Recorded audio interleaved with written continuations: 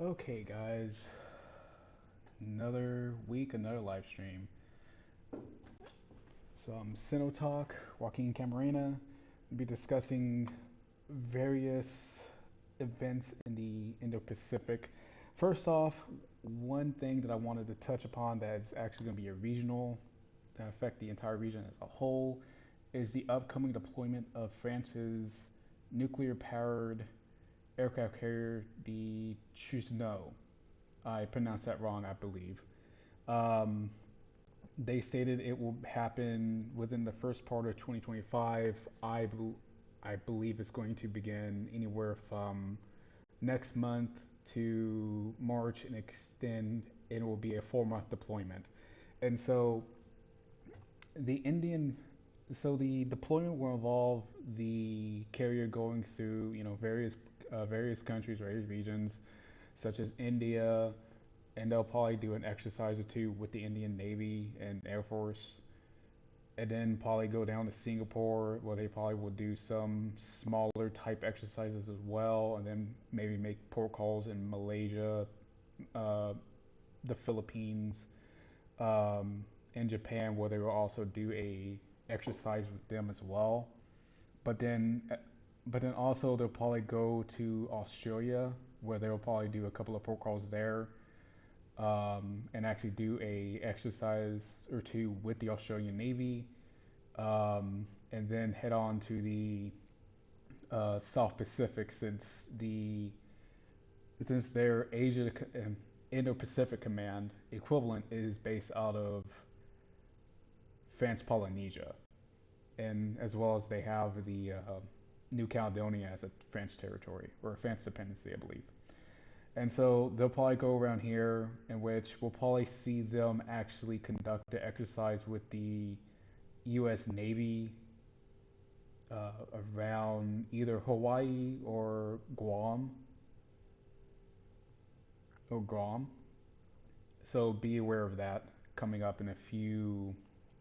Be aware of that coming up in the next few months, in which I'll be discussing, in which I'll be talking about that because of its profound effects, not only for the Indo-Pacific, but also with other countries such as China, because they'll probably make a big stink about it. Them deploying a carrier here, saying that, oh well, France is trying to, remake Cold War era blocks, um, which is hilarious. But anyways, um, going to China. Speaking of China, I want to quickly discuss China. We have a lot to go through, especially with Northeast Asia. Um, so a quick earthquake update. So a quick earthquake update.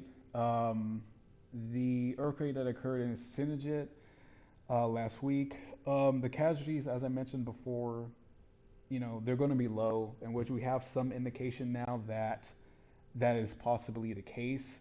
Since the government figures are 126 dead, now it's coming out that villagers found 100 dead in just one village. So um, be cognizant of that whenever you hear casualty figures, not only with this earthquake, but earth, with any national disaster or any other instance that causes mass casualties or mass injuries that come out that occur in China. And then another thing I wanted to hit upon is Chinese Foreign Minister Wang Yi. He talked about China. He talked about how China is ready to assist African countries to implement the Global Security Initiative (GSI) during his meeting with Nigerian Foreign Minister Yusuf Tig, Tigger. Now it's important to highlight that because, for one, it shows that China is trying to actively increase its not only its influence, but spread its own version of how the world should work to the global south, but more specifically Africa, since they view it as one of the next frontiers to do so, because they don't uh, because it's a highly favorable environment for them, considering that they have a lot of influence in various countries as well as a lot of investment in those countries. So the Global Security Initiative will work hand in hand with the uh, Belt and Road Initiative, trying to increase, trying to find, as Wang Yi put it, African solutions to African problems, and how they, but with Chinese help, which also brings me to what he also said that they are against other countries encroaching on Chinese on African interfering with African countries' affairs, which is hilarious because he said that in the same he said it in the same he said that during the same meeting as he said that, oh, we want to implement the GSI with these African countries, which essentially is them interfering with African affairs. Moving on to Korea's short one, rather short one. So recently, Ukraine confirmed they captured two North Korean soldiers alive. Now, what was really interesting about this, before I go forward, you've probably seen pictures of them on various social media profiles showing, everything from, their bandaged face, them sitting in the cots, or one of their actual Russian IDs. But what was really interesting was that they thought that they were going for training. So their so their little so their commander told them, whatever rank he was, said that, oh, well, you're going to be training, you know, to fight wars, to conduct this exercise with the Russian military. Um, um, which was correct. They are going to be training, but they did a little, the training was acclimatization as well as knowing how to dodge, drones 101 before being sent to the meat grinder that was, Ukraine. But another thing that stood out to me reading the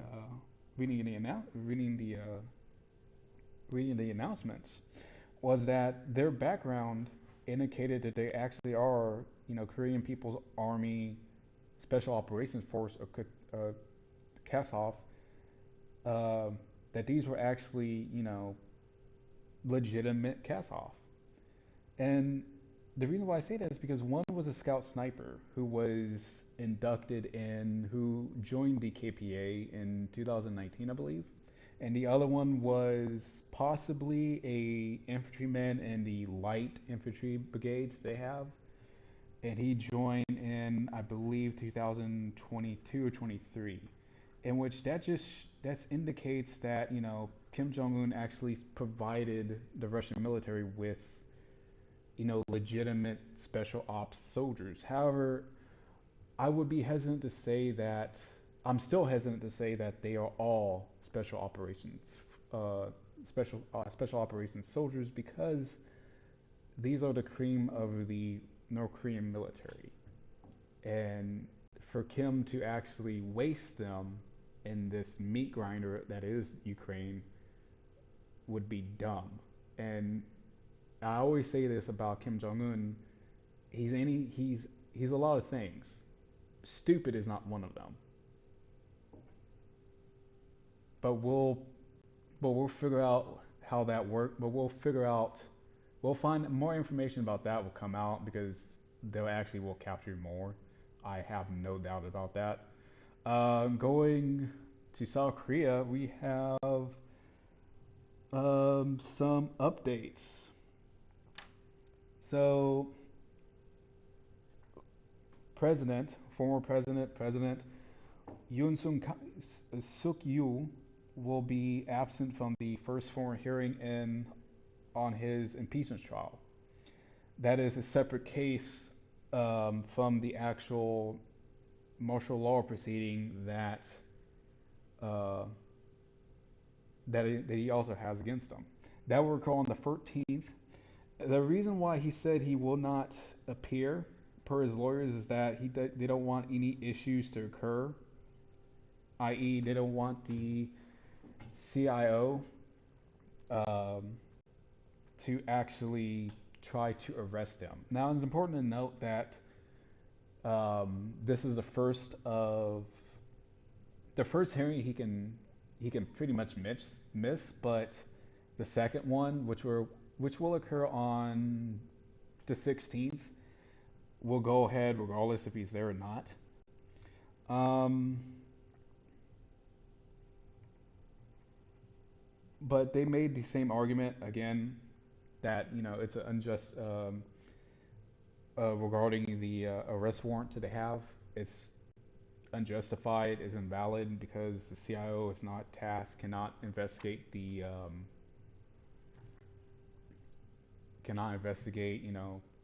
um treason or any other charges that he has against him. So, and then the CIO will likely arrest Yoon probably between Monday or Tuesday Korea time, because they still have to have because they have to arrest them before the warrant expires. And then the police, going to the Presidential Security Service, the PSS, the police questioned the now former head of the PSS for a second time. He cooperated, but he didn't answer any questions. So cooperation, do with that as you will, as your interpretation of it. Um, but what's really interesting about this is that the questioning also extended to the PSS head of security and safety that occurred on January 11th. He again, he didn't answer any questions. He just went in and just abided by the summonings. And then the current head of the PSS did not appear for a summoning for the third time. So he will likely receive a arrest warrant in the near future. So the reason why I bring this up, why I bring up all the people associated with the PSS is because, or PSS is because, they are trying to prevent a large scale or a more physical confrontation. Um, Yoon's lawyer even said that we do not want uh, an escalation of any confrontation or repeat of any confrontation that occurred during the first attempt that they attempted to arrest Yoon. So, and then regarding the Yoon's impeachment trial,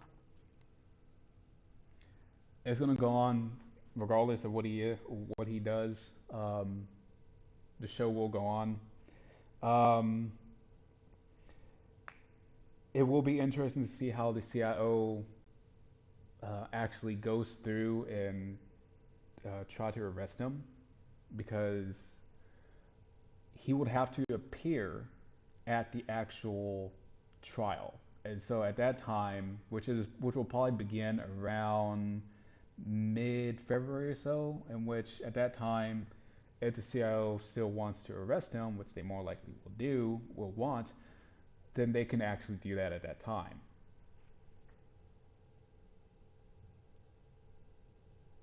Then going to Japan. So we got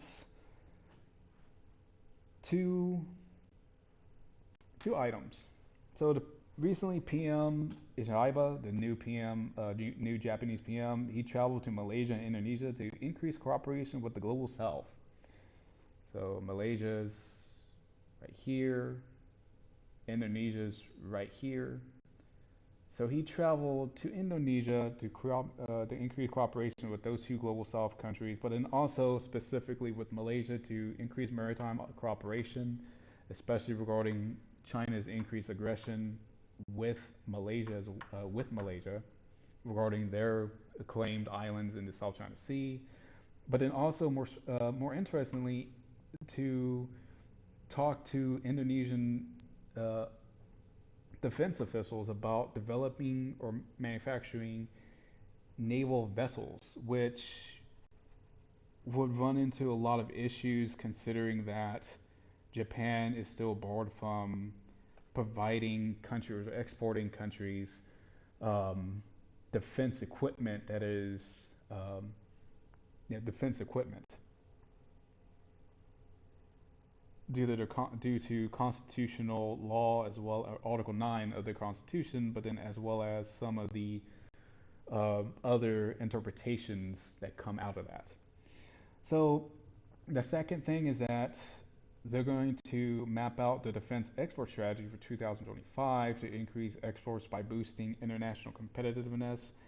Now, again, I will probably run into Article 5, Article 9, forgive me, because you can't, because they honestly cannot, um,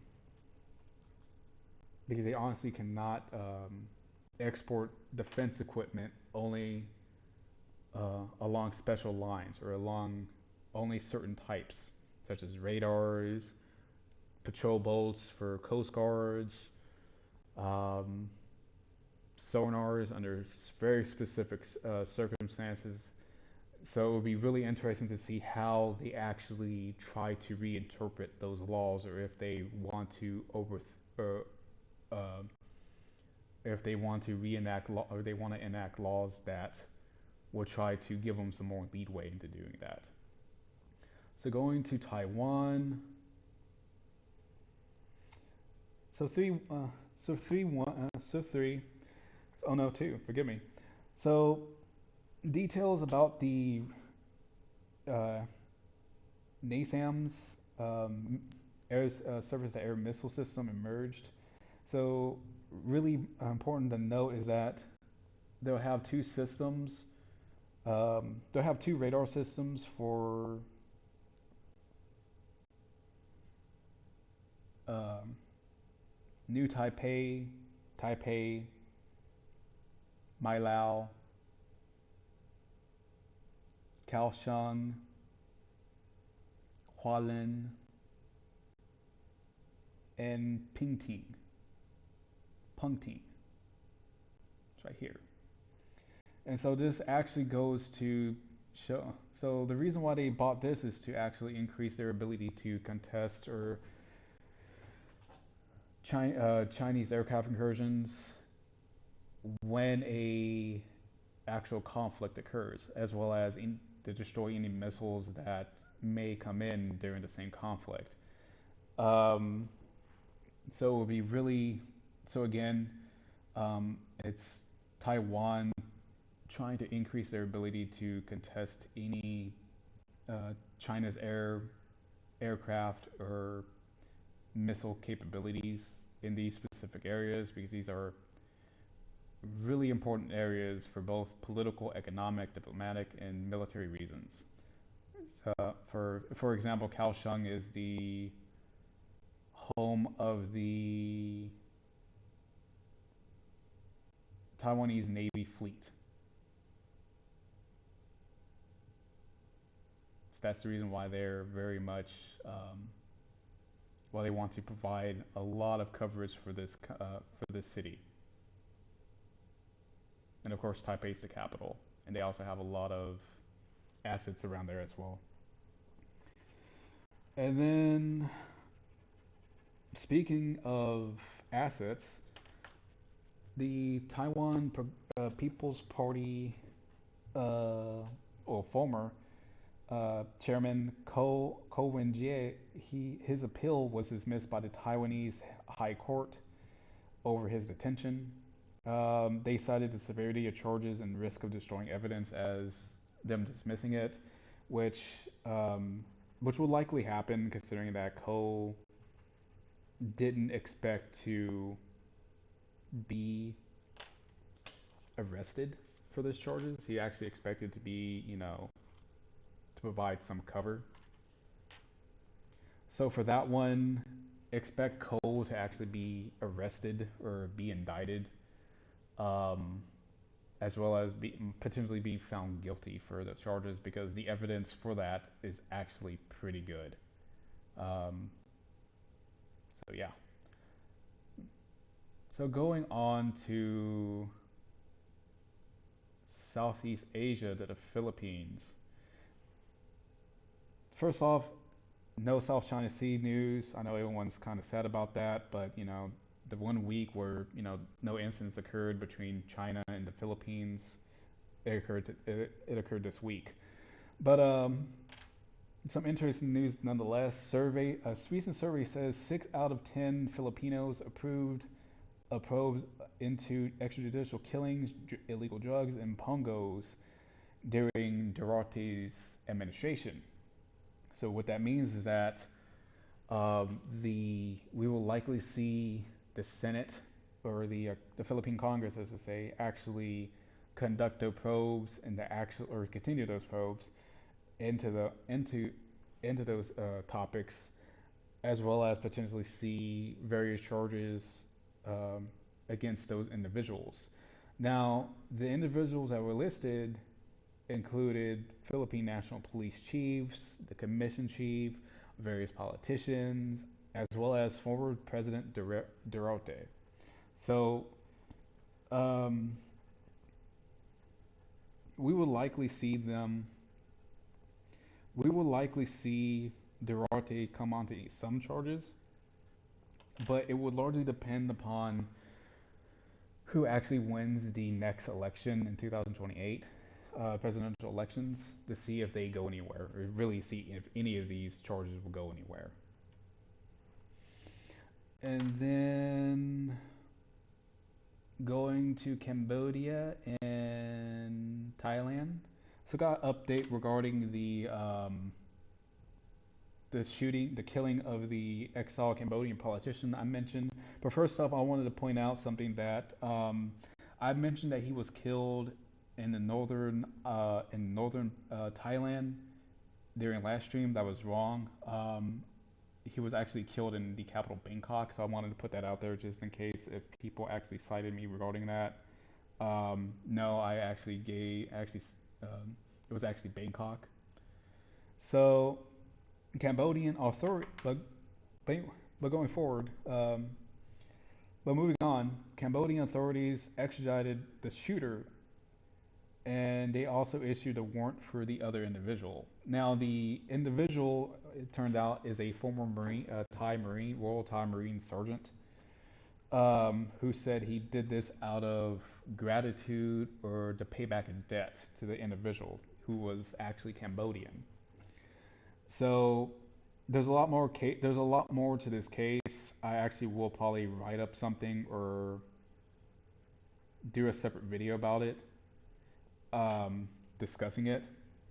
But the gist is that the friend actually said he needs to be actually pointed him out to be shot, and he was aligned with a minor pro-government political party and also served in a lot of government positions as well. They were low level, but they were still government positions. So it kind of gives you some indication that the Cambodian government may not have been, directly responsible, but they're not crying any tears over his death. But what did happen in northern Thailand was that the Thai defense minister visited um, Cam Rai, and Cam Rai recently, and he announced that the Thai military will conduct a project, quote unquote, to decrease smuggling along the Thai Myanmar border, specifically drug, human trafficking, call centers, etc., and other crimes associated with with them. And he wants clear results within 6 months. Now, the reason why they actually did this is because recently a famous Chinese actor, I don't know if I mentioned this during the last live chat or live stream, was that the a relatively famous relatively famous Thai Chinese actor, forgive me, Chinese actor was um, tricked into going to Thailand and then being kidnapped and taken across Myanmar to potentially work at one of the call centers. Now the Thai military or police actually paid the ransom for this individual because China actually demanded that they do that, and so they've they paid the ransom. We got them, they got them back, but that caused a lot of secondary issues with Thai economy and Thai tourism, and that's especially important to them because Chinese New Year is on, I believe, January 25th. Let me see. No, January 29th. Forgive me. The year of the snake. Year of the snake, guys. Um, and so they don't want the Chinese, they want to head off or mitigate any damage that may occur because some damage have been occurring with a lot of Chinese social media searches, including is Thailand safe? Will I be abducted in Thailand, etc. And so that just goes to show you that these cases, if they involve a famous Chinese actor who stupidly went to Thailand to and cause this, that will force the Chinese government to actually, press upon the Thai government to actually control the situation because they have people on both sides of the border to actually conduct these operations. Um, and the Thai government will actually, say, okay, because one, tourism is big in Thailand, but then also they want to be on the good side of China. Going to Myanmar, just three updates or three things I want to hit on. So the junta military, the Tatmadaw, is using paragliders to drop munitions on rebel positions. Yeah, paragliders, like the big fan that's attached to to a seat, and a guy has like a parachute controlling it. That's what they're using to drop munitions like a drone. Now, it's important to highlight that, this highlights, a lot of things. It highlights that the junta is desperate enough to employ this tactic because, for one, these are going to get shot down. I mean, like, you could probably take like a bolt action rifle and shoot them and kill the operator relatively easily if you're actually know how to do so. But then also it also indicates they may not have sufficient fuel to conduct to conduct bombing flights against these targets. But then also they may feel as if they don't want to waste munitions on all these rebels on bombing all these rebel positions. So we may see more of these actions coming down the line. We'll probably see this employed on a larger scale, not only to drop munitions, but more likely to provide reinforcements, drop in supplies for, or at least the little amount they could provide. But again, it just shows the desperate position that the junta is in.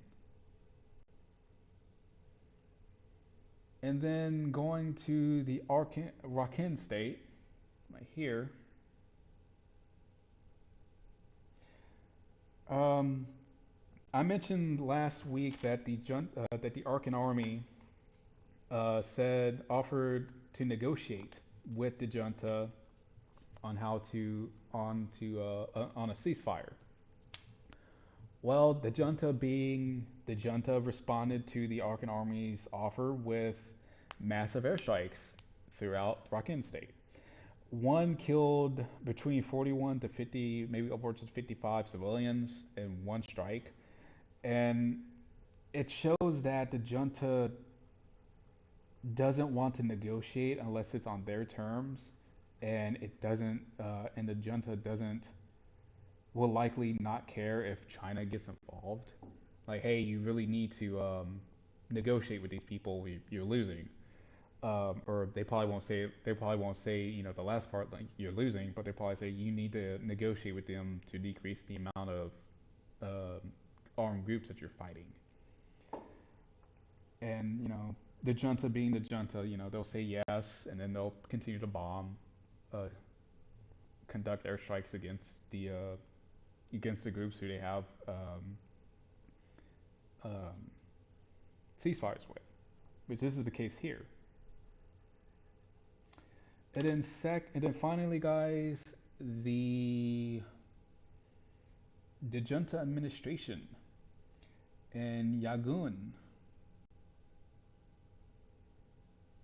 Mandalay, Yagun, forgive me, Yagun, Mandalay, and Naypyidaw, the capital, demanded lists from private schools for students over 15 and asked very specific questions such as, do they wear glasses? Are they on long-term meds? Or do they have any physical or mental disabilities?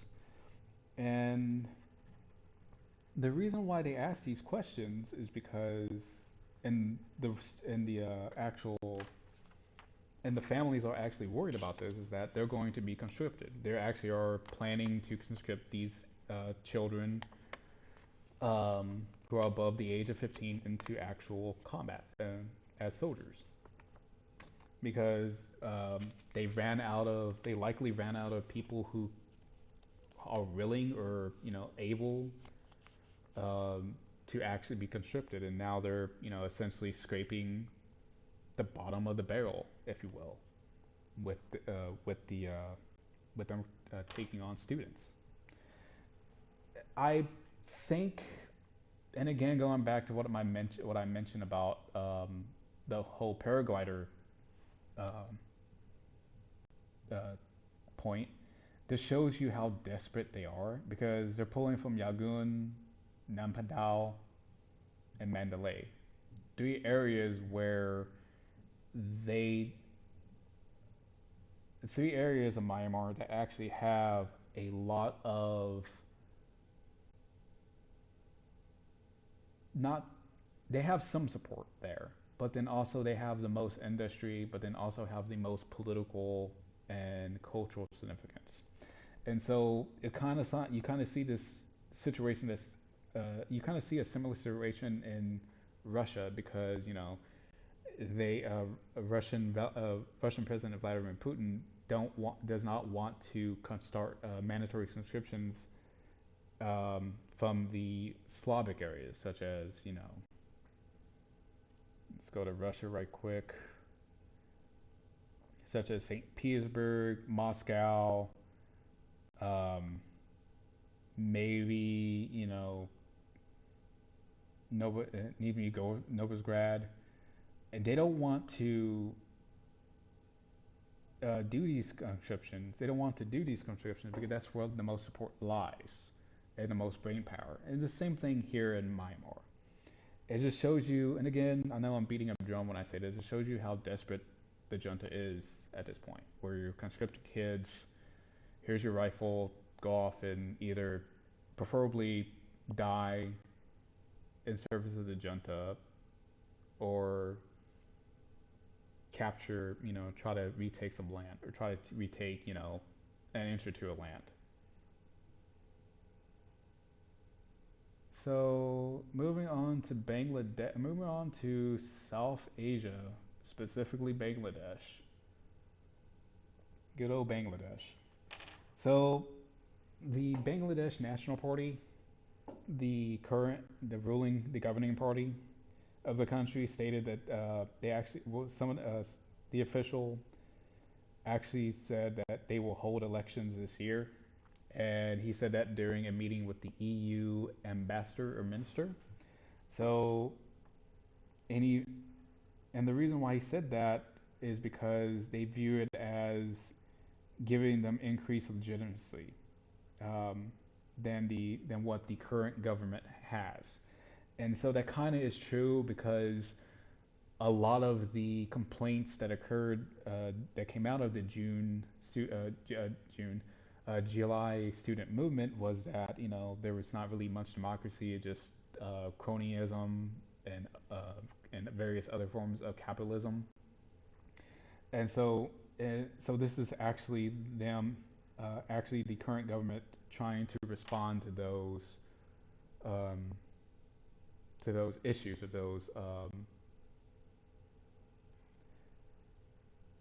to that notion. And so we'll probably see it not anytime in the first quarter, in the first half of 2025. But we'll probably see the elections occur around November, maybe December of 2025.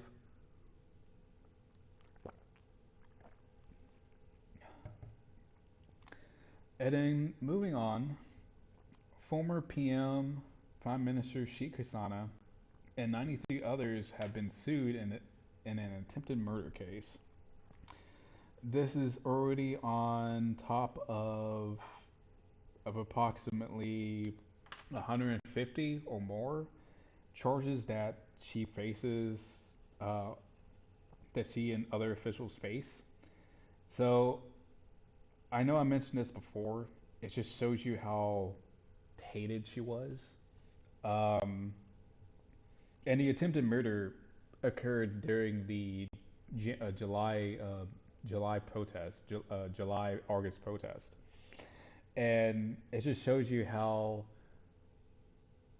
hated she is throughout Bangladesh because I don't think I can't really recall any other politician, regardless in the Indo-Pacific or in any other region of the world, that had 120 charges against them from from various citizens lodging complaints against them, in which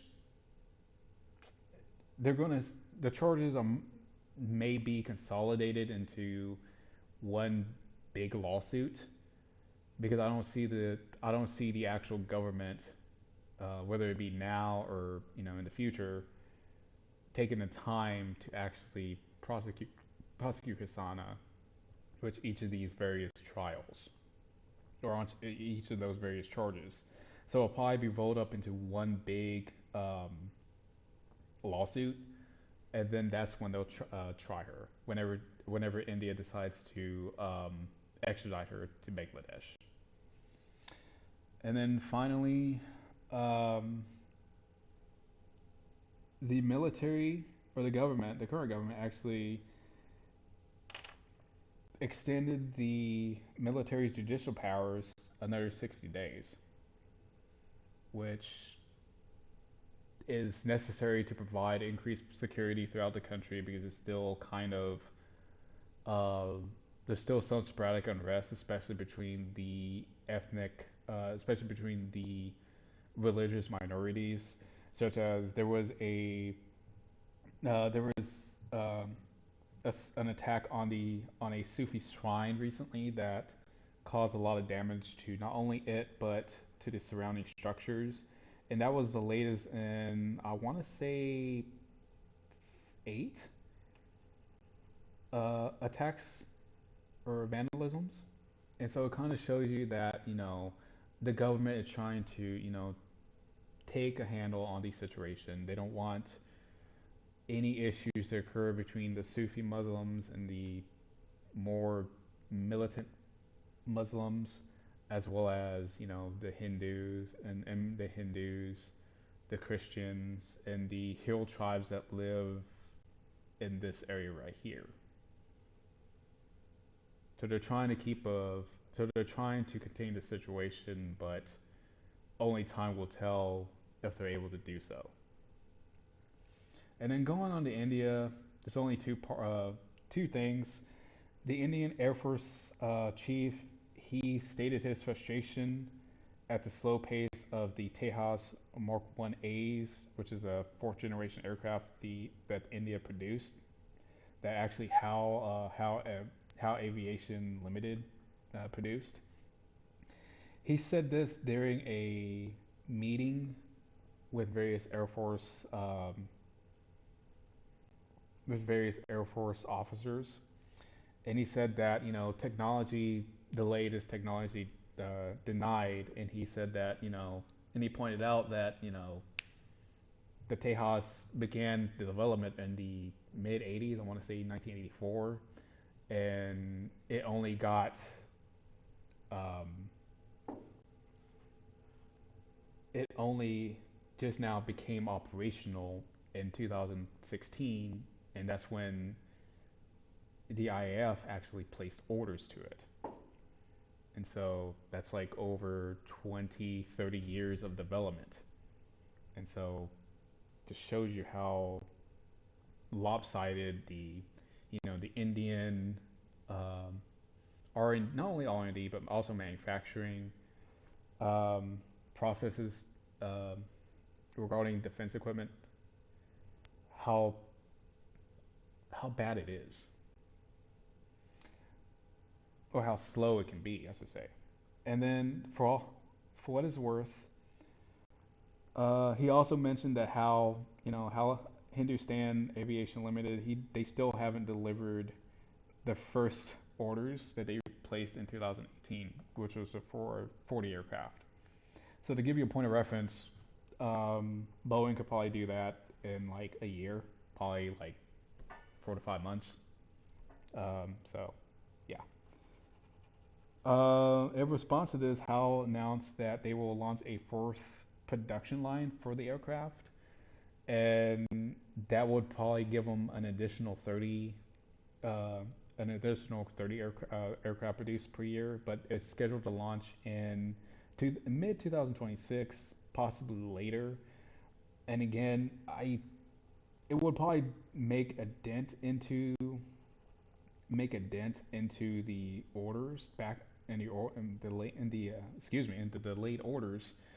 But realistically, the Indian government needs to ask itself: do we need to bring in private companies to help develop these aircraft or help build them?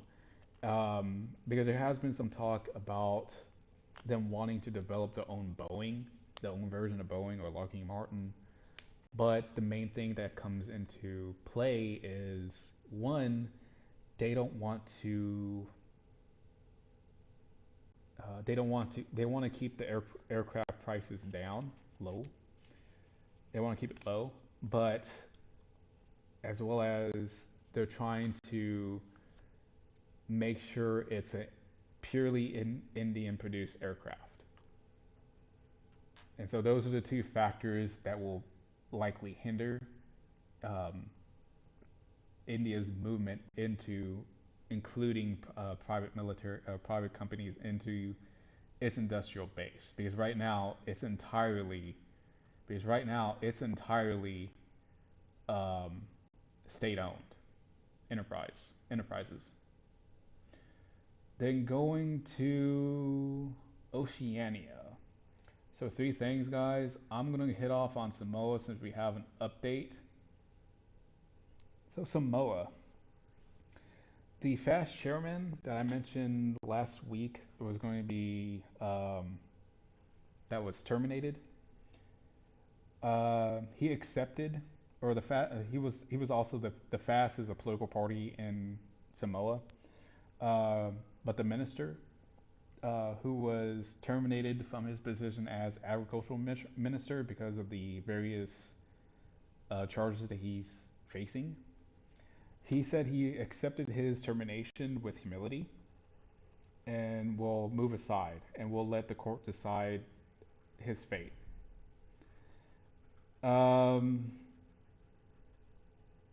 Nothing too much there. I believe the reason why he did that is because one, Samoa has a upcoming election this year, so realistically, he could be um, because realistically, he could be saved with that. He could not face those charges. He could have those charges dismissed if his uh, if his political party actually comes back into come back into power. But there's also a chance that the opposition may actually win, and then he would have to face the charges. So the upcoming election will be interesting to see which side wins. But then also again, as I previously mentioned in other live streams, how much influence does China have? How much influence China will exert on the election itself as well. And then going to not you Fiji. What is Bantu? There you go. Going to Vantu.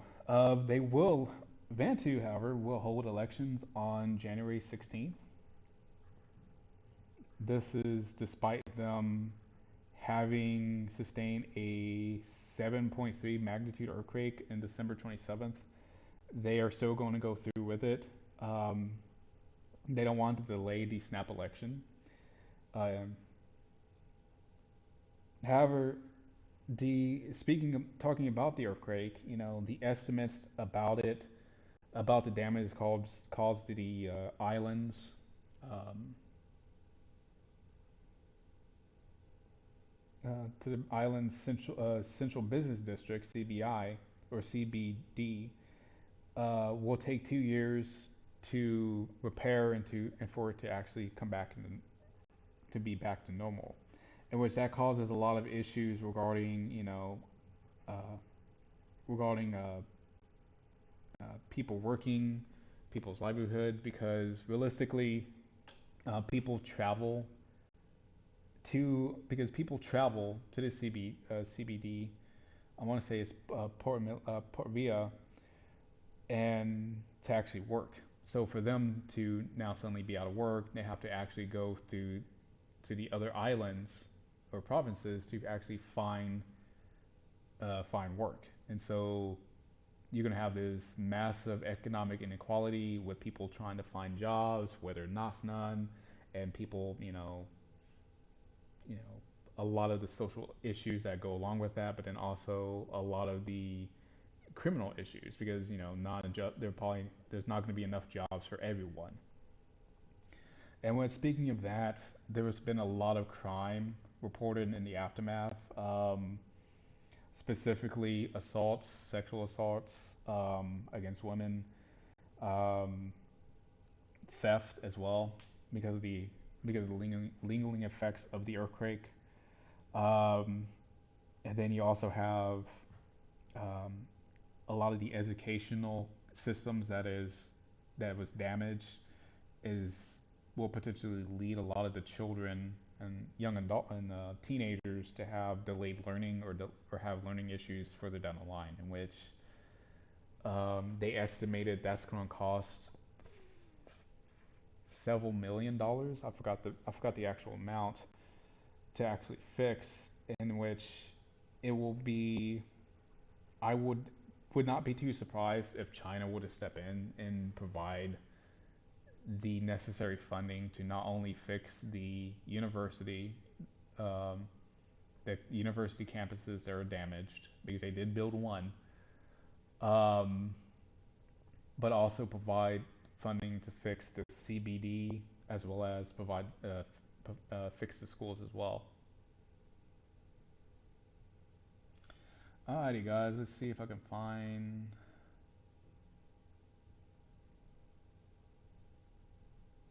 There we go. Last but not least is our friendly neighborhood island, Palau. So the Taiwan stated that the island's foreign minister will lead a delegation to Palau for President William Shippel's Jr.'s inauguration on January 16th. And The reason why is because they will be discussing how to a lot of other topics as well, such as infrastructure projects. I know the Taiwanese harbor administration. They're going to send their some of their officials to the with the delegation. They're going to have some, I believe, some educational people there, along with some other businessmen to try to lead to provide to try to develop a develop a foundation for further discussions for Taiwanese to invest or assist in building, Palauan infrastructure, ports specifically, investment, educational opportunities with Palau. If, but not only that, but it just shows you that Palau actually is actually serious about being Taiwan's diplomatic partner. Not only diplomatic, but economic, cultural, um, and domestic security.